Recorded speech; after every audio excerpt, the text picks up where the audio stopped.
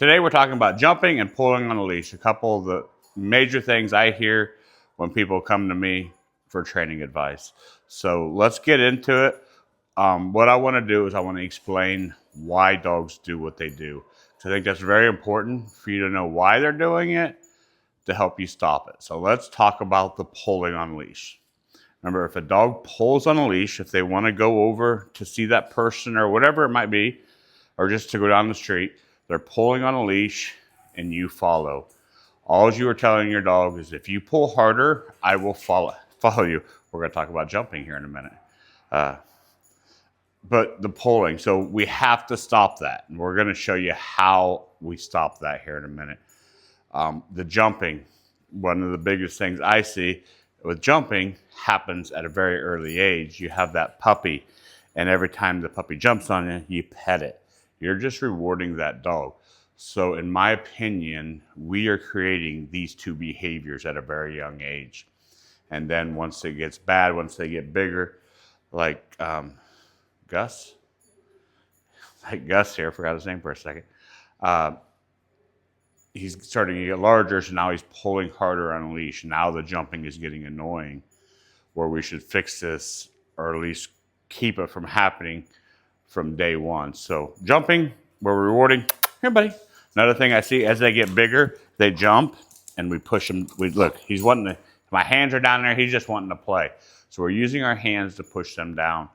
I think that's a really bad idea. As you see with Gus there, my hands initiated some play. It's a signal for him. Here, buddy, come here. And every time so I know they've been working on the jumping. You see how he's jumping and hopping off. That's the beginning stages. But come here. Some things we can do. Hey. Good. Nah. So see how, I don't know if you can see his feet coming up off the floor. I don't reward that. We're rewarding all four on the floor. And so the very start of this, good. I do hundreds of reps of him coming in. Good.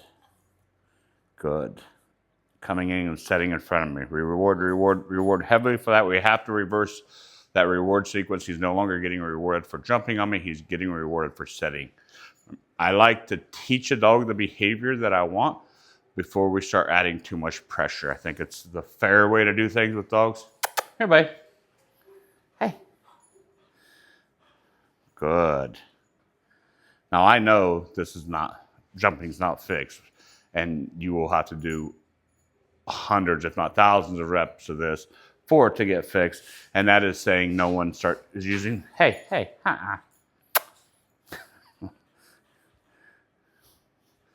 Good.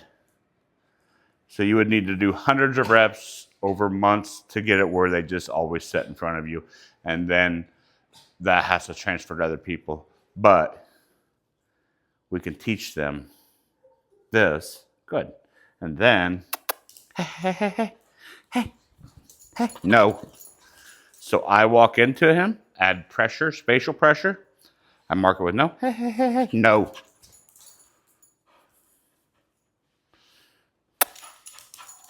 No. So now I'm looking for that good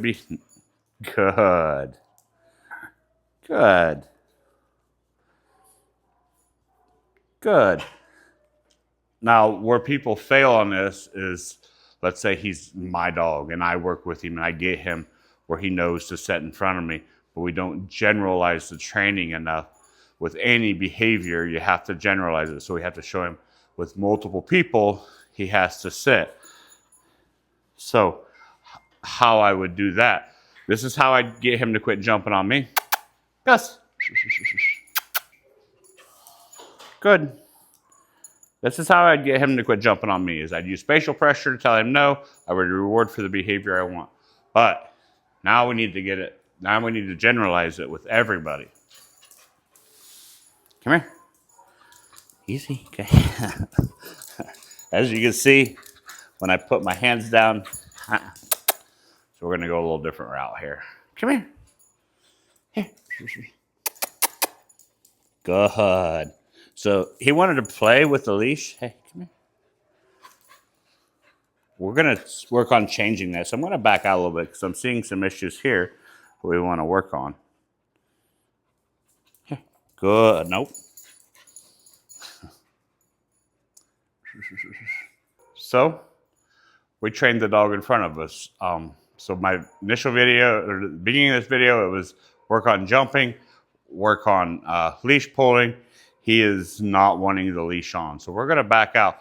So what I'm going to do now is because I have a pretty good sized room here, and he can just run all over. He can ignore me and all that stuff. So what we're going to do is we're going to create a smaller area for him so he can't get so distracted with everything else. Here, buddy. And all this is new to him, so he's a little nervous. Come on, come on. Good job. So now we create a smaller area, and you could just use a smaller room in your house. Good boy. So now we have him in here. Hey, get him to engage a little bit with me. Hey, Gus. Good boy. Gus. Hey, Gus. Good. Hey, good. I'm gonna take it off here. Good. Come here. Hey. Good. Then we take it back off. I'm going to grab his collar when I do this and then pull it off slowly. So all parts, good boy. Yeah. Grab his collar, take it off. All parts of my training is making everything a good experience. Of course, adding a little pressure for things we don't like. Here. Good. Now he's putting the leash on. Now we're going to work on some leash pressure. So the pulling. So let's just get into that, and then we'll go back to the jumping using a leash to help fix it. We're going to take him out of this small area. So what happens is he wants to go over there, so pull, pull, pull. Remember I said we follow. We're going to change that. He pulls. Hey. Good boy. Hey. Not being very cooperative here, buddy. Good. There we go. So when he pulls, we stop, no longer go forward. When he feels pressure, we teach him that coming back to us is rewarding. He's stopping, he pulls. Yes. We're going to start our marker system, yes, with him. Good. I took the advantage that he set in front of me to mark good and reward there. Let him pull, stop. Yes, good boy. So what we're going to teach him, yes, is that if he feels that pressure, it's no longer rewarding to go forward, it's now rewarding to come back to me. I'm going to do it one more time. Pressure, stop him. Yes. And he comes back. And over time, what'll happen, good. Got you him up, buddy. What'll happen over time is if he pulls, he will automatically, so I'm going to keep tension on there. He will automatically learn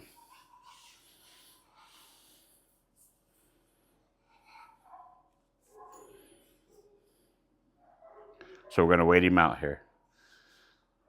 You know, I could pull him to me. I could give leash taps. We could do a lot of things. But let's teach the dog that when he feels the pressure,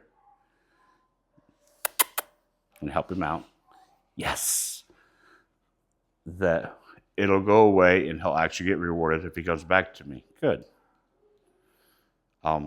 So that's, remember, these are all just beginning stages. Like I said, I like to teach the dog what I want.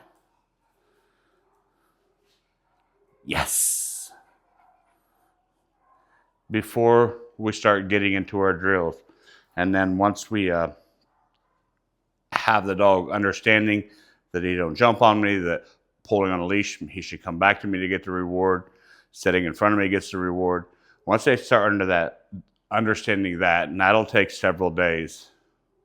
And I'll stop here to talk about real quick, if we need to take him for a walk, how I would walk him while I'm doing leash work is I just put a harness on him and let him pull. I just wouldn't worry about it, but use a harness. Anytime where you're either using a slip lead or a collar on him, we would be training 100%. So, yes. And he will get this. Walk this way. Yes. And you don't have to come back to me for me to mark and reward. It just has to be a release of pressure. So, yes. This is just the beginning stages of getting them to quit jumping, getting them to quit pulling on a leash. Yes. I'm going to take this off so I don't have to keep marking and rewarding there. So my recommendation is do this for several days, if not a week or more. Remember, if you have to walk him, just use a harness for now. Make sure everyone in your home is working on the jumping. No more touching, using spatial pressure if he jumps, but more importantly, rewarding heavily for the not jumping.